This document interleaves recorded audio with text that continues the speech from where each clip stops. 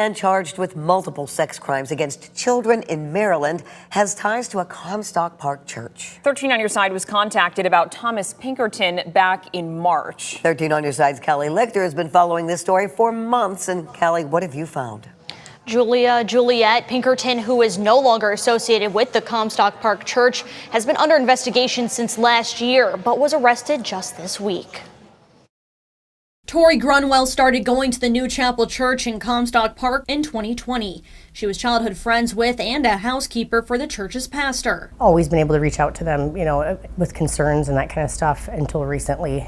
And then when I started making my concerns known, they stopped responding to me. Grunwell came to 13 on Your Side in March of this year expressing concerns about a member of the church, a different pastor, Tommy Pinkerton. He was one of the youth group leaders and the treasurer of our church on the board since the beginning of the start of this church 10 years ago. He's been very active in our church as a youth pastor and being a traveling evangelist. According to screenshots taken from the church's website in March, Pinkerton was listed as the church's treasurer. He is not anymore, and his recorded messages have been scrubbed from their website. Pinkerton was one of her son's youth leaders, and she was already uncomfortable by his actions at the church. Went out of his way during services to point out my son and talk about how anointed he was and the face of God is upon him, and all of these really faith-based things coming out of his mouth to my son. She said she contacted multiple people in the church about the allegations. In that conversation, they told me it was true,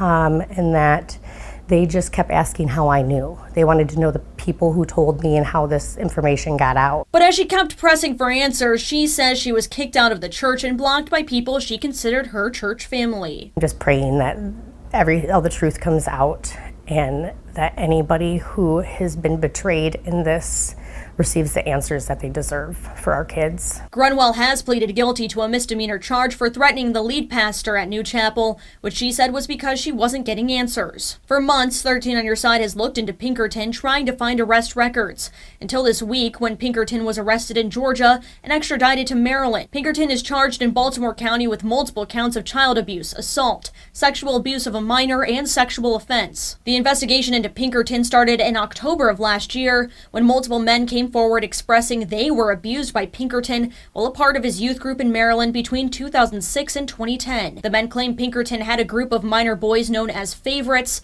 with the victims claiming Pinkerton would sexually assault them primarily at his home in Maryland, often, as the court documents claim, justifying it with religion. In a statement to 13 on Your Side, New Chapel Church said, "We were heartbroken to hear of these serious allegations that occurred in Baltimore, Maryland nearly 20 years ago, and communicated the situation to our church family after severing all ties with the accused several months back. Our prayers and continued cooperation are toward justice for the victims." Detectives do believe there may be more victims of Pinkerton's abuse who have yet to come forward. Anyone with information is asked to contact the Baltimore County Crimes Against Children Unit. At this time, Pinkerton is not charged with any crimes in Michigan. Pinkerton's attorney told 13 on Your Side Pinkerton denies the allegations and anxiously awaits his day in court and believes a jury will exonerate him of all charges. In the newsroom, I'm Kelly Lichter, 13 on Your Side. A Roanoke County pastor accused of attempting to groom a minor is now in FBI custody. Officials believe Jacob Barnett used social media to request explicit content while pretending to be a teenager. ABC 13's Rachel Branning joins us now in the studio with what we know so far.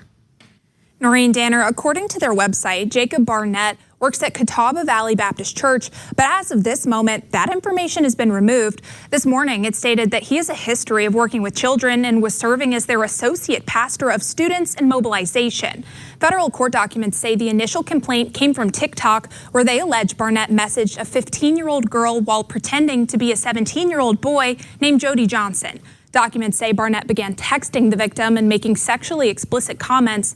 The complaint states that he asked for photos of the victim in a bikini, as well as nude pictures and videos, which she sent. Officials believe she wasn't the only victim. The TikTok alias, believed to be run by Barnett, follows more than 6,000 accounts, which were mostly minor girls. Documents say Barnett also had accounts on Discord and Snapchat used to solicit sexually explicit material from other minors. And we reached out to Catawba Valley Baptist Church for comment, but haven't heard back. If convicted, Barnett faces a minimum of 10 years in prison and a maximum punishment of life. 8 accused child sex predators are now off of our streets after a major undercover operation. Thank you for joining us at 5. I'm Sasha Loftus. And I'm Denise Valdez. So over the past couple of weeks, the Nevada Internet Crimes Against Children Task Force, working with the FBI and several other Southern Nevada police departments, all worked to make these arrests. 8 News Now reporter Nick Summer joining us live from the newsroom with the story of at least one of those accused. He's a pastor, right, Nick? Over those 2 weeks, undercover officers and federal agents posed online as children, responding to the same messages and meeting requests that real kids in our community might see. One of the men is 46-year-old Neil Harrison Creasy, a pastor at Redemption Church. Neil Harrison Creasy appeared in court on August 8th and was booked into the Henderson Detention Center. The next day, he made bail.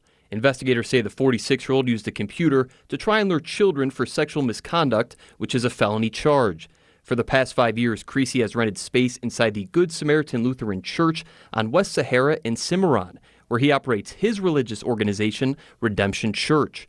However, Lutheran church leaders tell 8 News Now Creasy has no affiliation with the Good Samaritan Church and that he is a renter.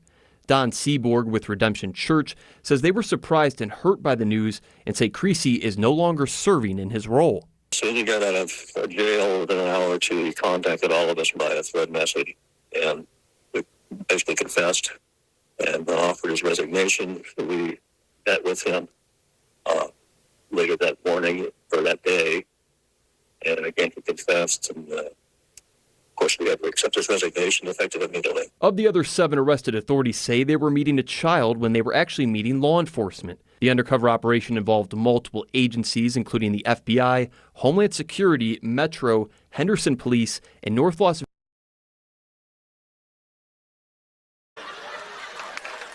It's rough being a kid nowadays, man. You know what I mean? The teachers is fucking them. The preachers is fucking them. No wonder the kids carrying guns to school. They tired of getting fucked. And, you know what I mean? I'm like, no, black preachers don't fuck little boys. That's the difference between a white church and a black church. White churches fuck your son. Black church fuck your wife.